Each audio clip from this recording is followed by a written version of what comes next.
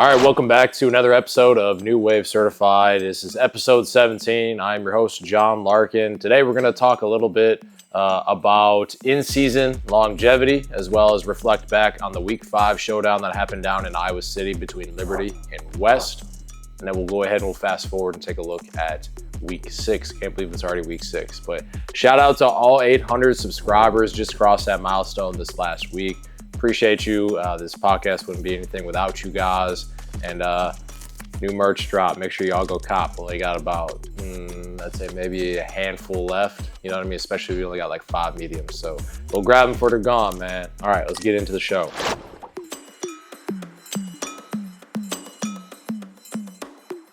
All right, so, when it comes to the sport of playing football and really any sport in general, obviously, the longevity aspect is such a overlooked thing, in my opinion, when it comes to, just this thing that we call sports, right? So as an athlete, you're always considering, all right, like, how do I get better?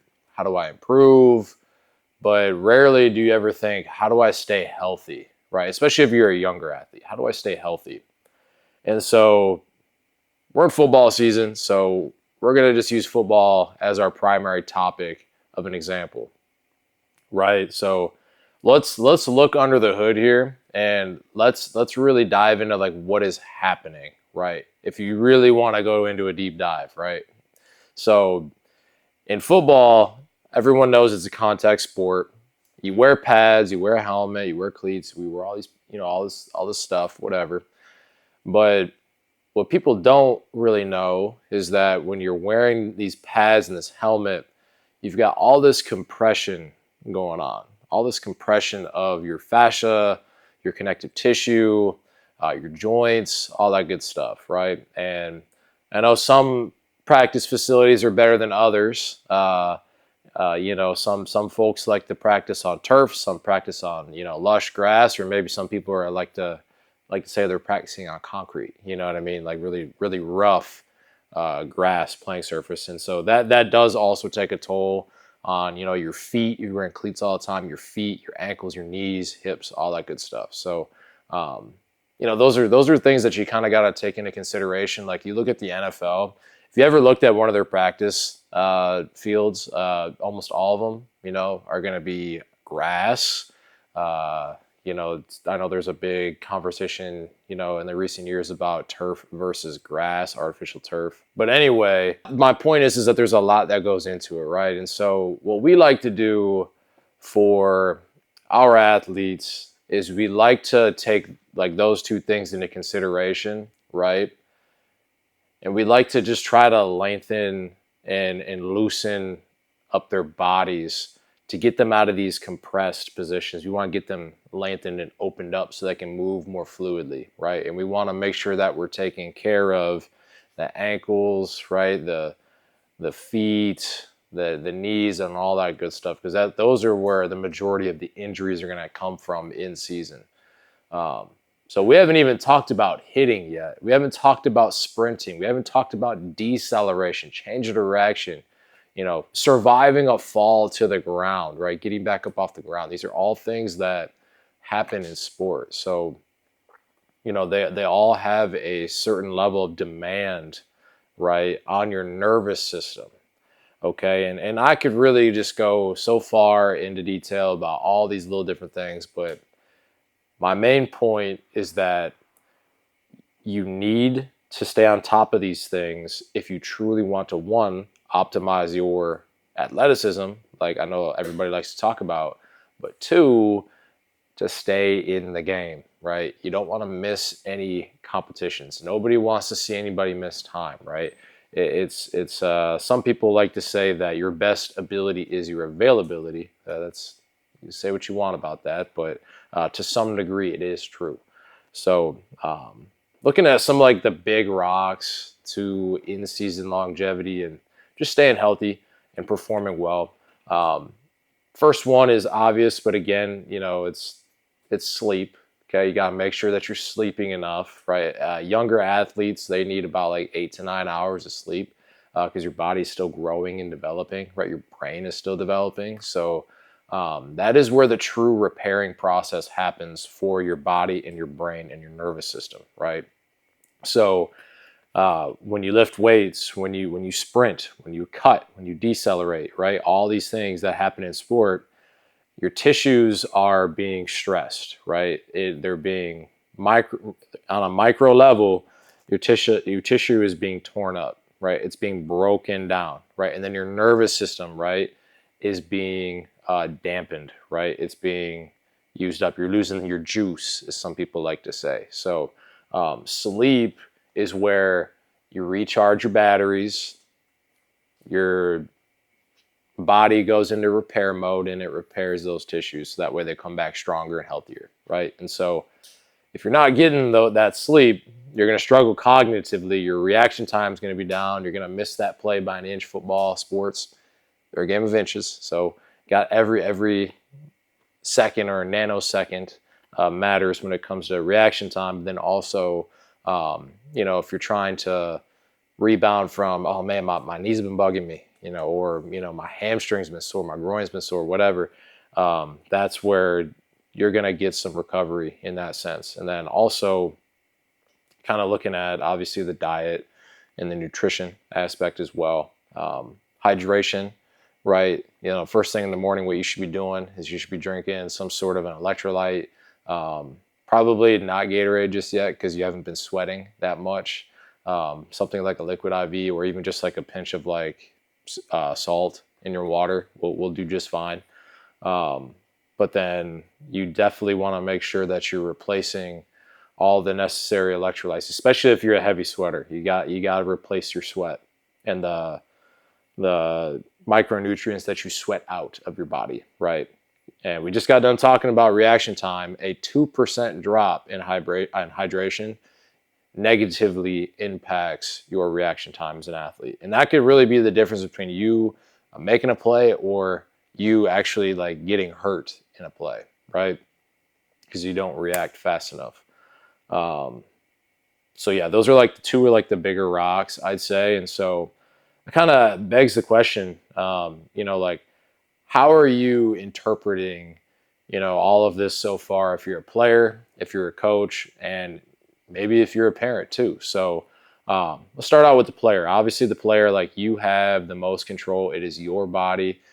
No one is going to do this stuff for you. Like, for example, I had a kid that was in not so long ago that's got turf toe, right? Very common injury. It's where the big toe is hyperextended, right? And then the ligaments, the fascia, the tendons, and all that good stuff, they get overstretched, strained. Sometimes they get torn.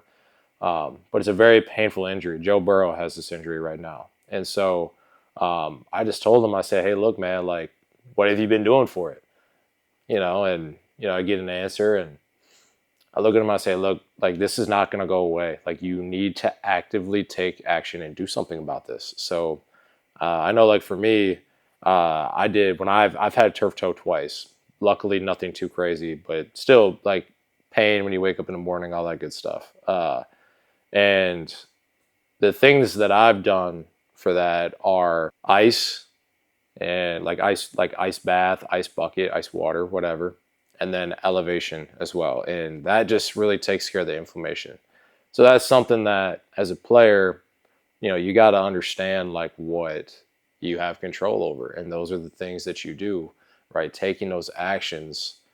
Your parents aren't going to do it for you, and your coaches aren't going to do it for you. So it's up to you at the end of the day, right?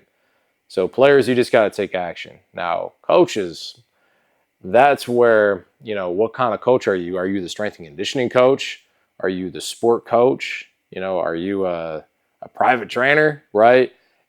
No matter what you are, you have some sort of, hand in the mix, and you are therefore responsible for managing the athlete, right? So I'll kind of use this as an example for, like, coaches, right? If you're the sport coach, right?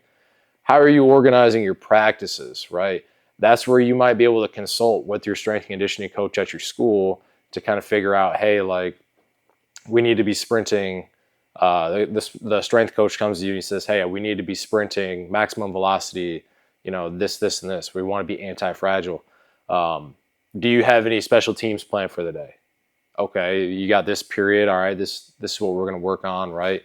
So there's a little bit of consulting done there, but then also, just each day, do I have a high day? Do I have a low day? Like, for example, a lot of like the high school athletes, if they play on Friday night, a lot of their coaches will do like a Thursday night just walk through, and that's good. You want to make sure that you're fresh going into the game and everybody's in the right spot, all that good stuff for execution purposes. But I'll use kind of like a in-game management as an alternative, right? So there's an example I can think of where a team was blowing out, the other team. They were up by multiple touchdowns the first quarter. You know what I mean? They might have, been up big at halftime. Well, they were up big at halftime. So, you've got your starters in still. And look, I do think that it's important for them to get reps, and I understand that. But if you feel confident as a coach, like, hey, like they know what they're doing, right? They are executing at a high level. They don't need game reps, right? They don't need that.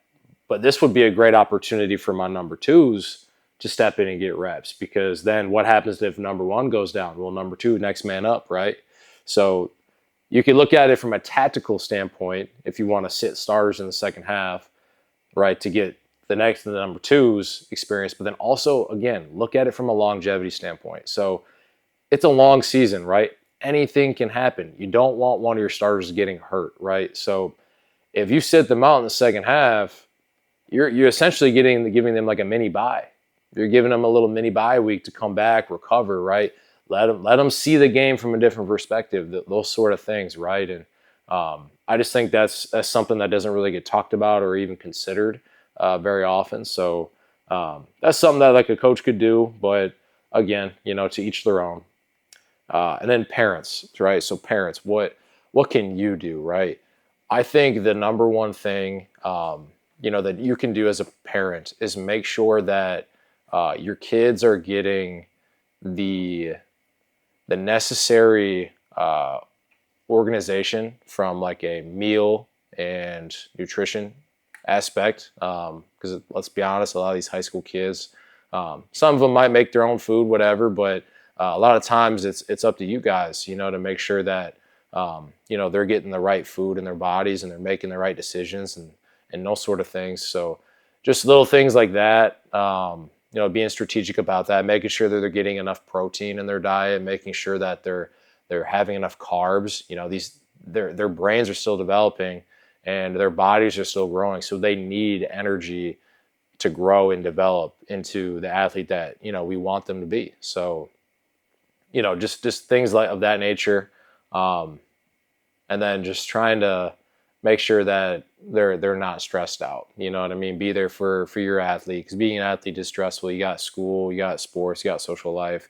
That's another thing that we haven't really talked much about is the impact of all the external noise and how that impacts your nervous system. So just being there for your kids, listening to them and so on and so forth, I think in my experience has gone a long way for some kids that like come to me with those things. So it just takes a load off their shoulders, you know what I mean? And allows them to get back into that parasympathetic mode of rest and digest and all that good stuff. So, but not to get too scientific, but so any low hanging fruit that I can think of, boom. I think one of the things I did recommend, and I have been recommending a lot more to my athletes, is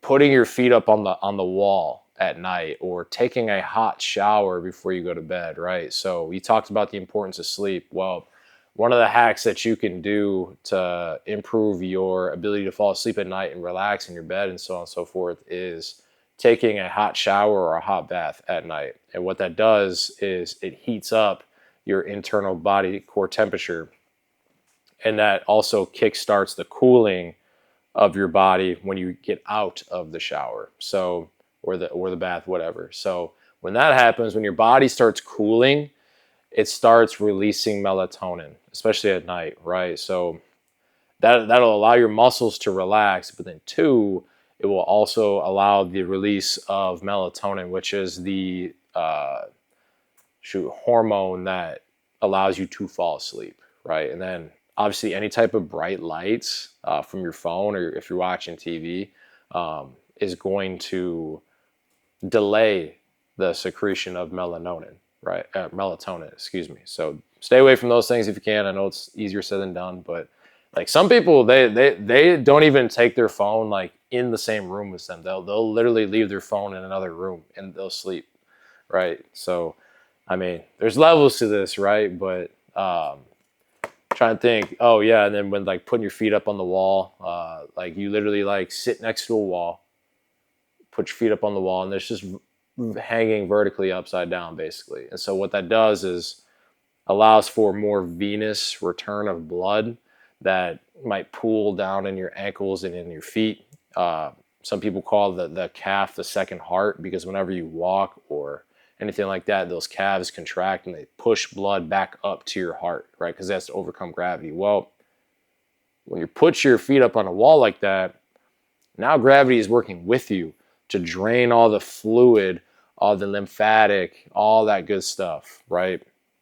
It comes back to your heart, right? And then it also reduces the swelling and inflammation in your feet and your joints and all that good stuff. So then when you take your feet off the wall, all new blood gets circulated back into those joints and those tissues. So again, that's a really low hanging fruit. It only takes like 10 to 15 minutes, right? So again, a lot that goes into it. We can definitely talk more about this in the future. If you really enjoyed this section of the episode, make sure you like comment what questions you have, and then also you know, what you may or may not have done that's helped you, right? So just let me know what you want to see, essentially. Fast forwarding now to the week 5 preview of or review. We had West versus Liberty down in Iowa City. It was a homecoming game for Iowa City West. I didn't know that when I went down there, but shoot, I pulled up and I had to park all the way damn near Melrose. There's so many people there. So I walked in and, you know, luckily I had some people I knew there. So I got to watch the game with them, watch their kids play, and got to watch Neil James and AJ Hodge. You know, those are my guys. So got to watch them compete. Shout out to the bros. But what went down in this game? What was the flow of the game? It was a high-scoring game like we kind of had predicted. 44-31, Liberty came out with the dub on the road. And so this was the first time I had seen these two teams play in a while. A lot of newness around Iowa City West. Obviously, they have a whole new starter at quarterback. And I really never watched Liberty play. So this was my first time watching them. And when I first showed up, it was like 10-0 West. And I'm like, oh, okay, they might run away with it. You know, they're up 10-0. You know, they've got 2-possession lead, you know, first quarter. Well, that didn't last very long. You know, there was a couple miscues by West in their own territory that set up Liberty in good field position. They obviously cashed in on that. Made it a close game. I think it ended up being tied like 21 or 23 each at half. So 0-0 game at half. But in the second half, the game just really shifted momentum, and it felt like Liberty possessed the ball the entire second half. So they got the ball coming out of half, I believe, and they were taking like 4-yard plays, you know, just taking their time getting down the field. And you know, eventually they broke off a huge run in the high red zone, you know, or not the red zone, but like 30, 40-yard area. And they scored, and then next thing you know, West comes out. Their offense hasn't been on the field in like half an hour, right? So I'm not even exaggerating, because you had halftime and then you had like a 15-minute drive from Liberty. So their offense is cold. They come out, they practically go 3 and out. They converted on 1 third down, and then they didn't do anything after that. So they had to punt the ball away. What does Liberty do? They Same whole process, just slow as molasses, but slowly but surely they find a way in the end zone. So now they're up 2 possessions. Well, okay, West, they start getting a little bit more into a tempo. They go down, they score, you get a couple big plays. And there's just a lot of big plays in this game. And I know the quarterback for Liberty, he had less than 100 yards passing, but that dude, he took the game into his hands and just he ran with it. He ran that ball. I mean, there's a reason why I see why he's the leading rusher. But a lot of times, like what they would do is if they got backed up in a 3rd and long, they would just allow him to roll. They'd move the pocket. They'd have some pulling guards or something like that to lead block for him, and he would just buy time. And if he had a running lane, he'd take it. If he didn't, he just kind of scramble around, find an open receiver, and try to hit the receiver. So I was really curious. It seemed like West was trying to play a lot of coverage in this game. I thought maybe they might have, tried to blitz a little bit more, try to get after the quarterback and stop the run. But it just kind of seemed like they were content with playing their shell defense and allowing them to just try to go down the field. And there's a philosophy to that, bend, don't break. I get that. I like that philosophy. I'm an Eagles fan. That's what they do. That's what the Eagles do. But the thing with that is there's 2 things. When you play that type of defense, you're banking on the other team to make a mistake, right? Whether that's be a false start, a negative play, something of that nature, right? And then 2, you're also banking that you're going to force turnover. Well, here's the deal. Neither team forced a turnover in this one. So you're 0 for 1 there. And then number 2, there weren't a ton of penalties pre-snap on Liberty. And then when they did get in 3rd and long, they got bailed out by a couple pass interference calls on defense. So, it's just that's not a real great, mix or recipe for success if you're a defensive play caller in that sense. But so yeah, I was kind of shocked that they didn't adjust that way. But again, that's just something that they're going to have to learn from and see if they can install some things in practice. Because I'm sure they'll see Liberty again in the playoffs if that's going to be the case. So they're going to have some sort of rules for taking care of that quarterback. But anyway, both were really good teams. I'm really looking forward to seeing how the rest of their seasons go and just kind of keeping tabs on that. But week 6, right? Looking forward, week 6 this week, preview. We're going to go watch Xavier play Waverly Shell Rock. This is a game for Xavier where they are 5-0. They're 5-0 right now. Their last 3, they played Wash. They beat them 42-15. Williamsburg 45-14, and then CCA. We went to that one 54-21. So their offense has just been killing it, man. I don't even know what to say much about that. I mean, they're just executing at a high level. They're running the offense, and they're just keeping things simple from an execution standpoint. So shout out to them. But Waverly Shell Rock, they are 2-3. In their last 3, they played Mason City last week. They beat them 31-28. They lost to Algona 28-7, and then they lost to Western Dubuque 20-7. So kind of interesting there. They only put up 14 points in 2 weeks, but then last week they put up 31 against Mason City. I don't know anything about Mason City, but 31. But the thing I am noticing is that they gave up 28 points. They gave up 20 points or more in the last 3 games. So like we just talked about, Xavier, they're putting up hella points. So I wouldn't doubt if they kind of ran away with this one. If you know, the resume is what it is. The matchups, I think Waverly Shell Rock is without their stud. He's like a 3-star receiver or whatever for them. Multiple interests nationwide. But I think I didn't see him on the stat sheet. I think he's got some sort of shoulder injury or some sort. So you hate to see that, but I don't know how that happened. But that kind of goes back to what we talked about earlier about, you know, in-season longevity and just making sure that, you know, you're available because, you know, not to make an example here, but I mean, you just don't like to see that, you know what I mean? You want to see the best players play. So, you know, just make sure you take care of your body, guys. Like, make sure you're doing those things. But yeah, a prediction for this one.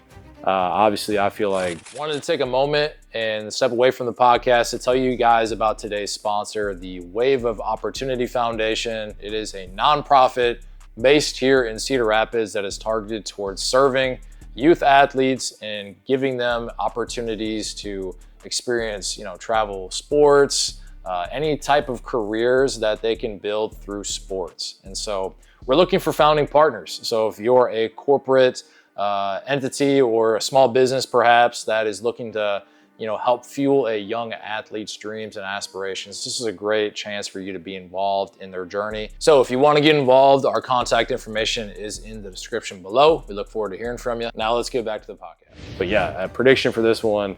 Obviously, I feel like Xavier's going to run away with this. They obviously don't want to hear that. I think if you're a coaching staff, you don't want to just automatically assume that you're going to run away with the game. You know, you want to just make sure you play your brand of football and just kind of keep the main thing. You know, just keep doing what you're doing. You're successful so far doing it. So, shoot, I think they'll probably end up winning like, shoot. I'll give Waverly. See, here's the deal, right? When you got a team that's 5-0, right, and you got a team that's like 2-3, like Waverly, right? You want to obviously sit here and assume that Xavier is just gonna like blow them out, whatever, which is likely to be the case. But when you're 5-0 like that, and you know all these other teams, when they come to play you, they've got you circled on the calendar. You got a target on your back, right? So you're likely to get the other team's best game or best performance that they're going to play the rest of the season because they're thinking, all right, if we can beat this team, like that's something we can hang our hats on. That's something that we can, you know, remember, you know what I mean? And the lesson I learned from growing up was when you play teams like that have you circled and, you know, that aren't as good as you, they're the lesser opponent. One, don't play down to your competition, but two, you want to put them away early. Don't give them any hope, any chance that they have an opportunity, right? So you got to get ahead big early. You know, you just kind of put your foot on their neck and don't let them breathe. You know what I mean? So if anything that you're going to come away with that, just make sure that you put them away early and you don't give them any chance of keeping it close at halftime. So I think, you know, Xavier's probably going to win this game like 41 to like 14. That's probably what the score is going to be. But I am excited to go watch the guys play. I love, you know, watching them play and kind of visit with them after the game, maybe, you know what I mean? But it's a good time, good vibes all around. But yeah, man, I mean, again, if y'all want to know more about in-season recovery or, you know, what it takes to get ready for a game, you know, drop that in the comments. We can talk more about that, make another video about that. But other than that, though, that's really all we have. You got to get your merch, man. You got to get your merch, New Wave, get certified, right?